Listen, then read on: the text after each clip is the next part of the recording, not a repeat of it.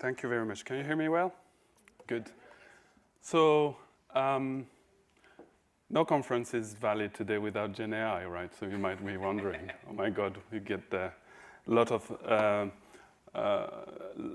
conversations around it. I think I wanted to bring it to the finance sector and the compliance and really try to kind of ask the questions and try to think about Gen AI in a slightly different way. So I'm Mohamed, so I'm French-Moroccan. I've been living in the UK for the last 15 years, spent the last 25 years in the financial technology, all corners of financial technology, so anything that from capital markets to clearing exchanges, and more recently at Hargreaves Lansdown, where I'm heading up technology there. So I'll take you on a little bit of a journey. So first, just to take a step back and look at the real challenge. And any presentation or keynote is not good without any piece of data and statistics, so that's the statistics part. Then I'll take you on a journey which I call sleepwalking into agentic nightmare. And then we'll deep dive into what I think it means for the world of a CTO nowadays, and probably try to give you a few nuggets about what is the blueprint if you want to reshape the future of your organization. So first, I think if we had to boil it down really in terms of what's happening, it's really a trust crisis. Because with any new technology, that's usually where it starts.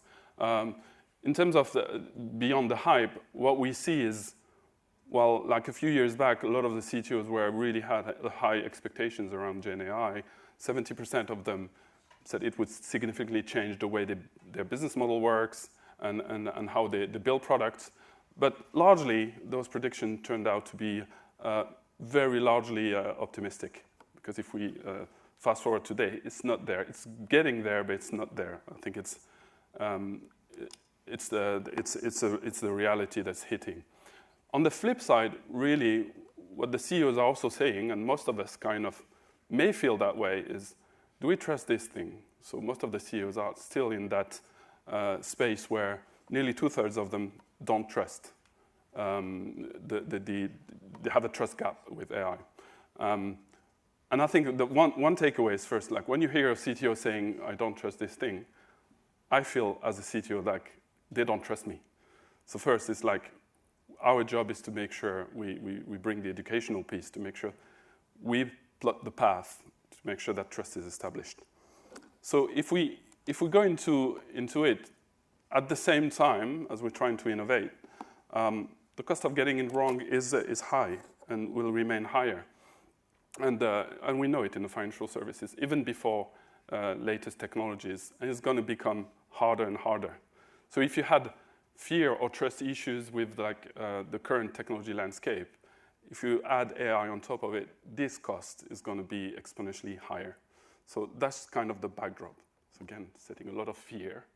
But don't worry, I'll take you on the journey. But that's the reality behind the hype. So in a nutshell, if we had to kind of summarize where we are, we're really at the crossroads. So historically, a lot of the financial services were built on those three tenets, which is really humans are in control, right? So we have a lot of our governance and compliance that is built around human processes, human-led processes. Credentials remain vastly static. When we say credentials, it's the security aspects and how we kind of find the data lineage and how we keep our systems secure.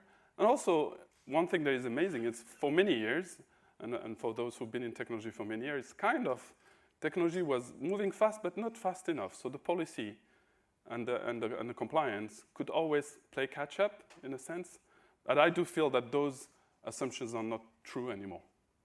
It's moving faster, so the idea of policy catching up I think it's a lost cause. And now with the advances of technology and AI, it's going faster and faster. So I don't think policy will keep up. So we need to flip it around. So what does it mean? So if you're sitting here and start to think about what is your agenda in terms of AI and Gen AI and what is your strategy, there's kind of so it's like pictures of zombies behind the scenes. So you sleepwalking, and what does it look like? So first, I think a lot of people will recognize this picture. Everybody's got one. It's called the ball of mud. And there's Gall's law, who also says that it's just the reality. Gall's law says every system that ended up complex inevitably started as a simple system. It's just the nature of life. And the inverse is also true. When you get to such a complexity, that the only way to solve it is to start simple again. So that's kind of Gall's law, if you've never heard of that law. But everybody's got that ball of mud, and everybody's going to get one. Even if you're building today the next generation shiny stuff, you're going to end up with that ball of mud. And so it's built on traditional constructs in terms of engineering. I'll talk about those constructs in terms of software, but traditional. And you have your manual, semi-manual SDLC, like everybody is saying, I have a brilliant CI/CD, etc. But every time you look at it a little bit deeper, it's not that automated. There's still like zombies in there. You have your second and third line humans holding the key for quite a lot of the infrastructure. No matter how much you automate it, your second line, which is your risk and compliance, and your third line, which is your audits, are still pretty much held a lot of the keys. And as I said again, if you're in financial services, you might be a small startup. As you scale, that complexity will hit you. So the idea is, how do you think ahead about what's coming in terms of your ball of mud? So you have a lot of red tape. Okay, let's take the journey now. So like I have my ball of mud. Well, I'm just going to add some copilots, right? So I'm going to use, surely I'm going to deploy faster on top of it. I'm going to go faster, and I'm going to use some bolted on, as I call it, bots, LLMs, knowledge bases, etc. So it's like very easy, like simple use cases. There's a lot of value. You can get there quicker, etc. But I'm starting asking the question. I'm starting to be a bit worried. But how is it going to evolve? I still have my ball of mud. So what is the next step?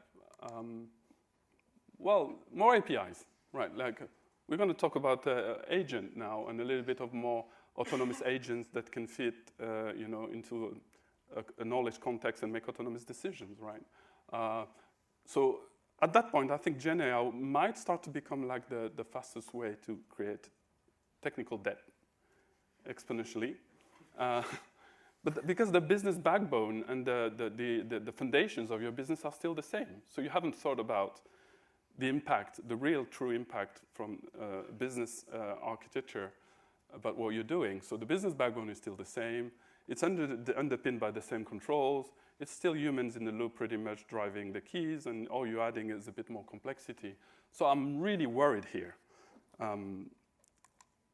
So that's the fear side. So hopefully just taking a step back. I don't know how many of you relate to that kind of sleepwalking, but I certainly, that's what keeps me awake as a CTO, is like, are we sleepwalking into a nightmare here? And if I'm not confident, I would imagine why my CEO would be worried as well. Back to that, do we trust this thing? Because we all know how it evolves. So for me, the CTO mandate, click here. So first, as a CTO, I think it's just take a step back, realize that every single technology in the whole history of technology has always been receiving some form of regulation. And I think the way I see it is like you can take airlines, healthcare, transport, nuclear energy, every critical technology. And I think AI is one of those because it's a paradigm shift. So we still start to hearing a lot of noise and conversation about the need to regulate, and I think it's for the good thing. It's for the good cause. So why not embrace that regulation? Why not use it to kind of help you not sleepwalk into that agentic nightmare? And the way you want to think about it is it's the best place right now to actually flip it around and start with compliance and regulation, because you want to protect your business and you want to protect your clients.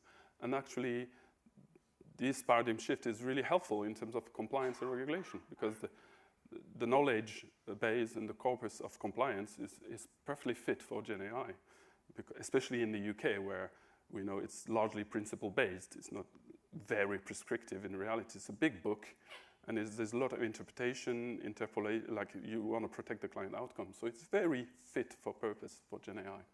But really what we want to think about as well is we're going from what I call software 1.0, which is assembling a bunch of software and adding people around it, to software 2.0, which you kind of look at the world through an agentic lens, where you imagine a world of autonomous agents with context making decisions. So your compliance is perfectly valid use case for that. So you might start with use cases that are looking at building products, but maybe you should start at looking at how you embed compliance as agent, because that's the only way you're going to keep up with the rhythm. So bigger than the agentic browser wars have. So I'm a big fan of Star Wars, so I can't resist the urge to put Master Yoda in there. But so a bit of wisdom, kind of. So there's like a lot of the principles around. A lot of how we operate is based on trust but verify, and that's going to get very slow. So you have to kind of break that, find a way to break that trust and verify, and embed the verify into the system. There's a lot of talk about, but can we trust this AI? Yes, actually you can build AI systems that can earn trust through feedback loops, and you still have the human in the loop, but largely you want to build that autonomous nature where they can think and make decisions based on context. But it's a journey. Then you're not going to trust them immediately in the same way that you have to kind of earn trust in life as a human being. So agents are not different. I think there's a lot of value in starting to think about what's your proprietary AI constitutional knowledge data. So how do you see the world internally in terms of your knowledge? Because that's going to be helpful if you want to build agents. So more than just data, but your knowledge as a firm. So there's a lot of people who are investing in those constitutional knowledge bases, because that will allow you to build in a way that's sustainable. Predictive policies. There's a lot of technologies now where you can embed policies and governance as code, and more are using Gen AI in terms of those companies being AI builders. So leverage that. And the last thing, which is part of the zombie that's always coming back, is the shadow IT. Because it's all beautiful and nice, but you have to keep your shadow IT in check. And every company has shadow IT. You know, we're all building great technologies, and what we find out is some of the key processes are actually outside our controls.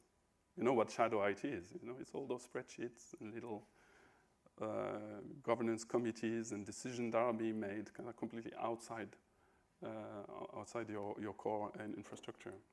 So that would be your dark force. So use compliance as a platform. It's really start to think about how can I use it as a platform? How can I reimagine second line and third line as a core part of my application and architecture? And that's something a lot of companies are doing. I'm certainly pushing ahead a lot with that by reimagining the way we build software with compliance as a first principle, as part of the architecture, as part of the controls.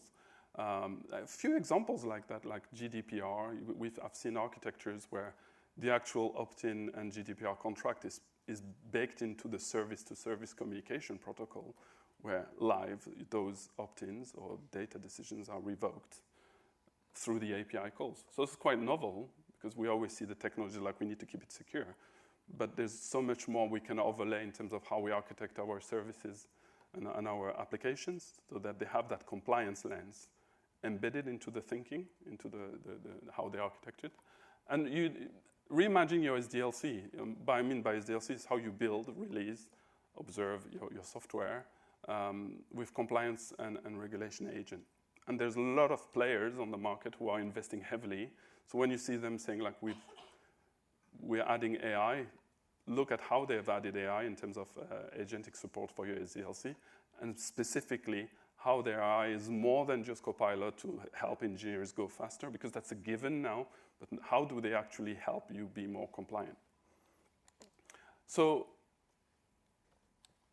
if I look at the CTO mandate, there's a kind of a lag. So what is the role of the CTO? I think welcome to the full stack CTO. So nowadays it's more So you have to kind of be the chief trust officer with your business. So you're the person who's going to build trust in those technologies. And in terms of risk, compliance, and security, you are like the chief translation officer. So you have to translate all those constructs that are highly technical into a business speak. And that takes a skill. And usually, especially with new technologies, you also have to be sometimes the chief sci-fi officer. You kind of have to explain and have a vision as well. So if you're sitting on the fence and are skeptical with that, I heard a lot of CTOs that are telling me I'm drinking the AI Kool-Aid. I'm more pragmatic. I just realized that we are on the paradigm shift. So it's the visionaries and the CTOs who can see the future and explain it in a way that is realistic as well. So there are steps to go there. But embrace that technology is our job, I think. Skepticism is part of the, you're going to be behind if you're too. So it's careful skepticism, but believe in the future and try to explain and trust the future. So that's why you have to anticipate it. You have to be the chief adoption officer, so you have to make sure you educate, message. Talent officer, there's a big gap, obviously, with talent right now because not everybody understands those constructs. And also there's new talents. There's going to be the rise of people who actually are better, like more scientific background, understand more the science behind it, less so probably around like writing code, but still you need people who understand the foundations of computer science still. I think that's going to be needed more than ever. So there's a shift in terms of skill set as well. So as a chief technology officer, you're all of the above now. So how do you approach your role to make sure you have a bit of all that and you can operate in the gray? So the last steps, we talked through sleepwalking into a Gen AI nightmare, kind of shifting a little bit the thinking about embracing compliance as a platform. What does it mean? So in terms of blueprint, I think I always like to use a few quotes that always are kind of relevant today. Peter Drucker said, the greatest danger in terms of turbulence is not turbulence, is to act with yesterday's logic. I think now is the best time for technologists to kind of think through and reimagine a little bit the things. We kind of have an industry that's been using the same pattern, and we are facing a paradigm shift, so stop and think. It's the best time to operate the Conway Laws reverse maneuver, which is really, you have to be bold. That's not going to fix your ball of mud.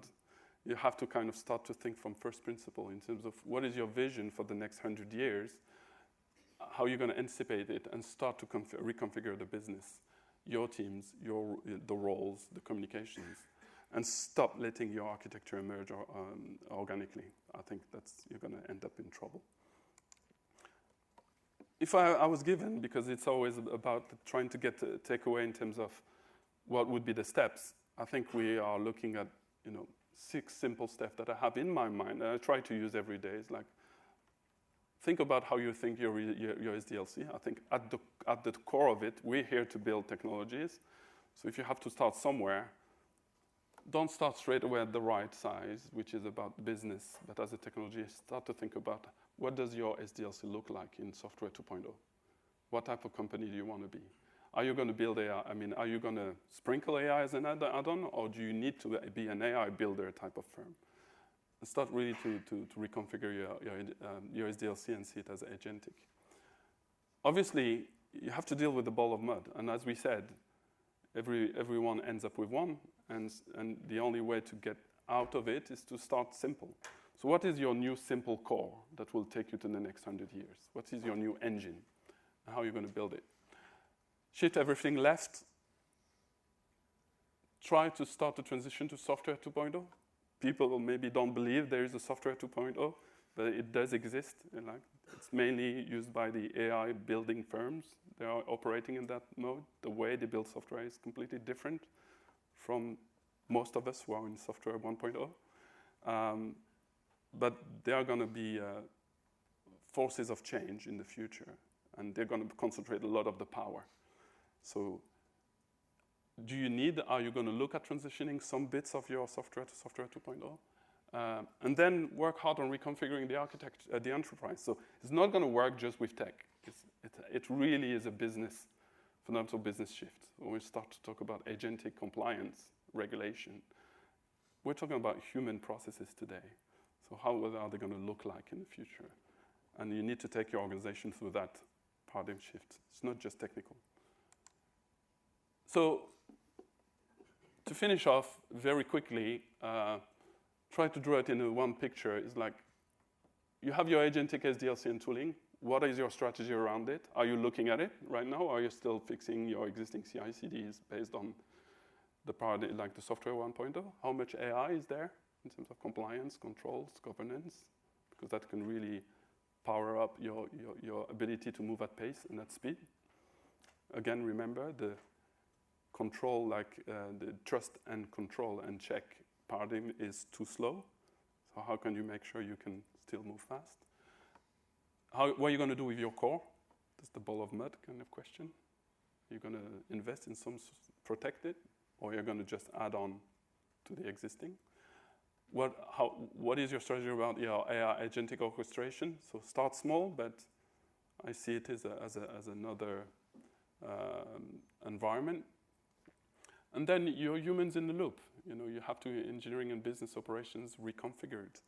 The rest is kind of built on top of existing kind of technologies.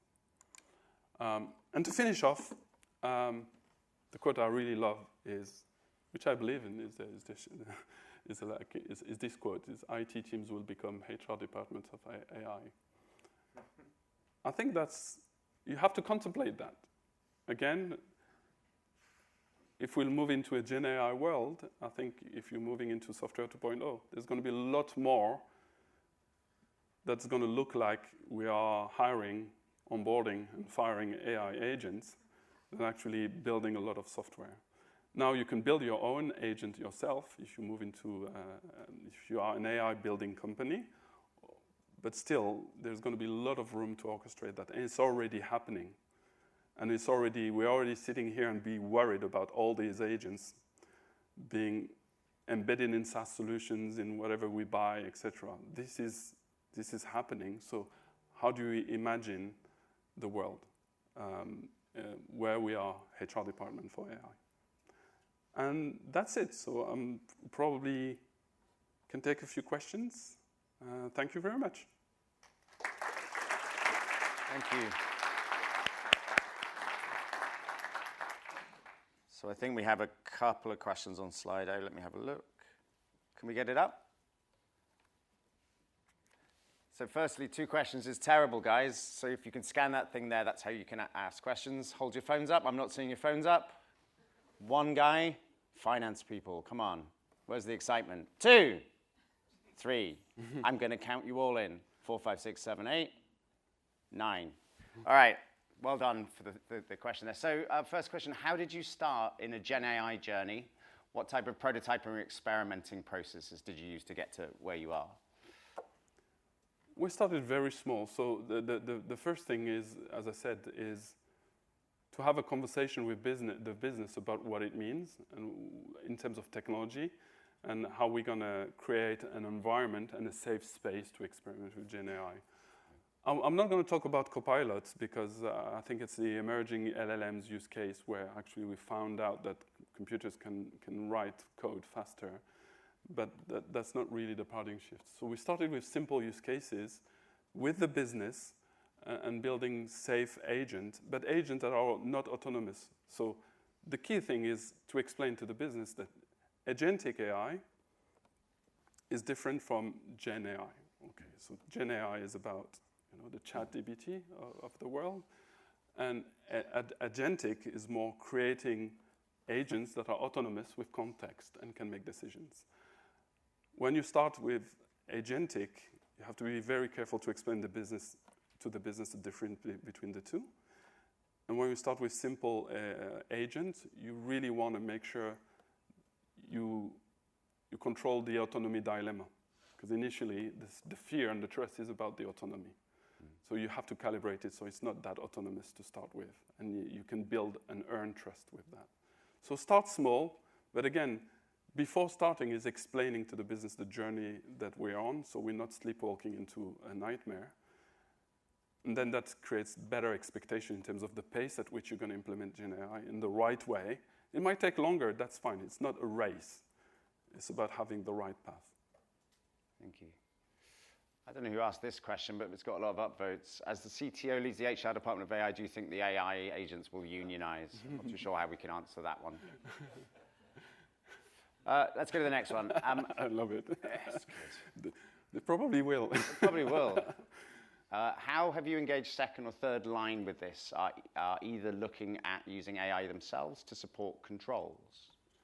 I'm engaged with them in the design stage. So it's not about, I think that we need to make sure that, as I said, second and third line are now much closer. It's part of the shift left approach. So when we're building those, we're building a lot of agentic SDLC controls, and like our second and third line support are being brought really into the teams and work very closely with the teams so we can codify those controls and they can trust this AI. It's not about letting them do it on them like by themselves. We do it together. This one, I think, is what we're all feeling. How do you protect your company sensitive data while AI agents manipulate it and potentially leaking to shadow AI? I think it's back to my picture where you have to think about what is your agentic AI environment. How do you, start with where is going to be deployed? Where do you allow it and not allow it? And initially, it's really important to protect that core agentic space so that you have the right guardrails in the right place and you start small. So my advice is to start small and not sleepwalk into a nightmare by just going fast because there's a lot of hype, there's a lot of interest, we can do this. Very quickly you get to a data problem because it's going to move extremely fast. It's just protect your core and where the data needs to go for those first use cases before you try to expand. Yeah. But it's a good challenge. It's the one that worries everyone, especially if you sprinkle AI everywhere. It's going to get out of control.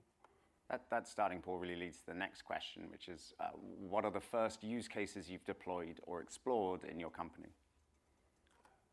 Well, the first use cases were around the SDLC compliance. So, for example, a lot of the big financial services have that concept of IT CAB and other, gates when it's about understanding is this software ready to release and does it create harm.